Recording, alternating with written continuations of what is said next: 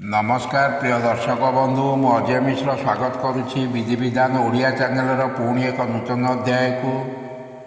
दर्शक बंधु गला रोग संबंधी जेकोसी रोग यही शक्तिशाली नवनाथ स्वास्थ्य मंत्र रामबाण परी काम करिथाए।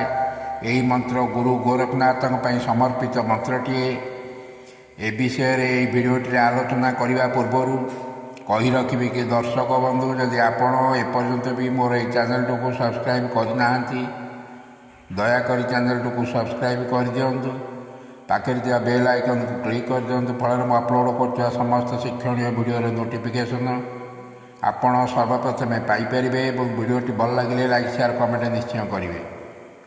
दर्शक बंधु आपण ये गला रोग औषध खाइबा सहित यही मंत्र को प्रयोग करिबारे कौन असुविधा नहीं। मंत्रटी सिद्ध मंत्र हेतु मंत्रटी को पुनर्बार सिद्ध करिबार कौन आवश्यकता नहीं। एथिपाई कौन शुभबार शुभ तिथि बा जपमालार प्रयोजन नहीं। दर्शक बंधु यही मंत्र को आपण सकाळे स्नान पर कि संध्या समय यही मंत्र को प्रयोग करें। आपण जदि दीर्घदिन धरी यही रोग गला संबंधी रोग भोग करुता रोग बहु पुराणा होता है तेरे सकाल और संध्यार दुई बेला मंत्रटी को प्रयोग करूँ।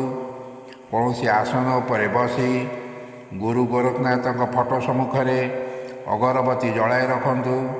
यही अगरबत्ती पाउंश को डाण हस्त धरी यही मंत्र को 3 थर पाठ करूँ। तापर यही अभिमंत्रित पाउंश को निजर मथारे मारी दियंतु। भक्ति निष्ठार सह यही मंत्रर प्रयोग गला संबंधी रोग को तुरंत नाश करिथाए। एबे आसंतु जानिबा मंत्रटी को। मंत्रटी एहीपरि ओम कंठ बेल मुठभर माली शिर पर बल प्रकी ताली गोरखनाथ जागला आया पटली बल सुत धराया घर गई रोग याचे फुटे पीड़ा करे तो गोरखनाथ की दुहाई। आउ थे आसतु मंत्रटी को पाठ करदेवा।